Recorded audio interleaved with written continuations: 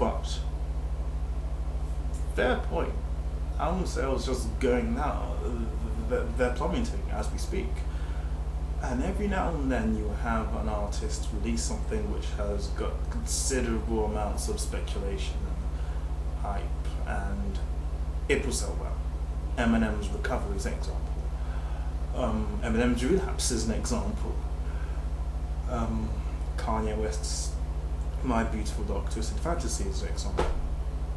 That wasn't as good as his previous effort. So it's not as if the music industry is dead yet, but the leveling, it's as if we've got a saturation of artists. We have so many artists that no one artist or no one figure or genre of music in the music industry is doing so well as to say that that's what's hot on radio, for example. It used to be rock once upon a time, then it was pop again, then it was, for a brief stint in the 90s it was hip hop and R&B, then in the noughties it was pop again and pop rap, Nelly, really him, Nelly, and then it's now back to pop with tinges of dance. Kesha and Cataracts are an example. And in this decade we find that, well, at least from the time after 1st January 2008, it's as if you can't find a decent song anymore on the radio. You have to dig deep for albums of the artists that you like to find something really good. I would say that for this upcoming year, the only artist who's got considerable amounts of hype, that's not Britney Spears, by the way, who's actually going to release an album which is solid in creativity and consistent lyrically and in terms of sound, is probably going to be Lady Gaga again. That was her in the Fame in 2008, and she's probably going to do it again with Born This Way. I mean, she has a very successful marketing machine. She's got a single to come out or to be performed on the same night of the Grammy Awards. Now, people are looking forward to something that's going to happen in a few months. The album doesn't come out until May, but it's still being spoken of. That's one artist. It's not happening for Beyonce. We know she's got an album coming out. It's not happening for her. It's not happening for U2 with their Songs of Ascent. It's been touted up in the papers and a few magazines a few times. They used to have a lot of hype and interest, but it's not there anymore for them.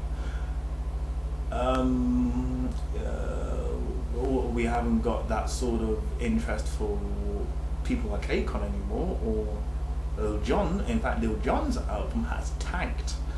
Lil Jon had that album Crunk Rock. It debuted as a disappointing 49-bit charts. That says that the change, the whole thing with music just transforming for the worse after 1st of January 2008 and onwards has affected him greatly. I don't know if he can even eat anymore. I don't know. But apparently he's got another album, the part 2 to Crunk Rock, coming soon. I don't think that his new record label will allow him to do that. Maybe they will. Even Usher has failed. Usher. Yes, Usher, the guy with Confessions. Like, yeah, that guy who had spent so long on the top of the charts in 2004 that we had wondered whether he was going to be the next Michael Jackson to take King of Pop's crown away from him. Some said that he would do it, and then some said that Chris Brown would do it when he was famous for the whole run of singles coming from Exclusive and the deluxe edition of that album. Though Usher had more charts because he has more promise. Fortunately, Usher has also suffered in terms of album sales, though he has managed to top the charts with OMG. It was for a little bit, and then he's appeared sporadically in the charts, spot in the top 14 since then. And also, I just want to finish off with a final favourite, the Black Eyed Peas. Now, the Black Eyed Peas had, the current outfit had started off with a really, really good, almost brilliant album, Elephant. That was back in 2003, I believe, or 2004, with Hey Mama, Just Shut Up and all that stuff. 2005, Monkey Business comes out, quadruple platinum. It was, in terms of going on the charts, even better than their previous effort. Then they take 4 years to come together and make another album called The END, The End, which is an abbreviation for The Energy Never Dies. Though if anybody has listened to the album in its entirety, or if you're a magazine reviewer or critic who has just stumbled on this video, you'll want the energy to have died much earlier on in the album than you would think. Singles were there. In terms of being on the charts, it's done very well. It's as if in 2009, 2010, you're either Black Eyed Peas and just selling as a group, or you're Lady Gaga, writing good music and also being on the charts. Like, she has a fashion sense. Black Eyed Peas tried to, and now they have decided to release another album on top of the END called The Beginning. That doesn't mean that they decided to revise any of the recording techniques that they had employed on the END. It just means that they've decided to take the dance pop trend that they flailed on before and ruin it for a good 13 or 14 songs. And it's a shame. They have a fan base, not as big as the songs haven't done so well as those on the END, but that happens. They have a fan base, but they're making, in some senses, bad music. Not a good position for the music industry to be in. Speaking of a fan base, especially an active fan base, we've got Justin Bieber. Yes, Justin Bieber with the side hair, Bieber fever, all of that. Some child who's, he's not an adult. He's not an adult. He's simply not an adult. He's not 18. He's 6. So it's going to be 17 this year, I think.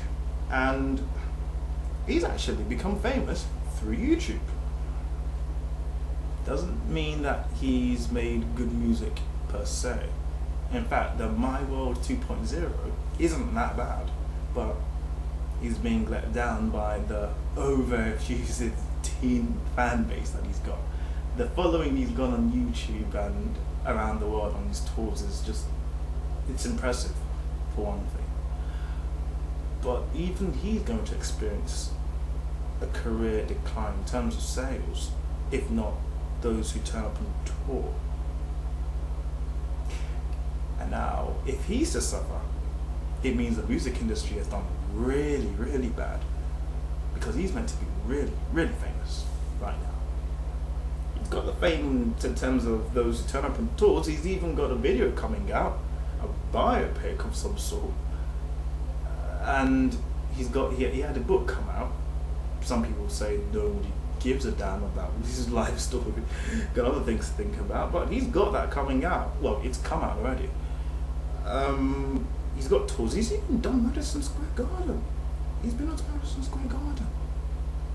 That's a highlight for somebody who's managed to have to achieve a music career before their 18th birthday. So nowadays, the consistency is gone in terms of sales. It's as if after the 1st of January, you could either be really famous or your sales will just go down steeply.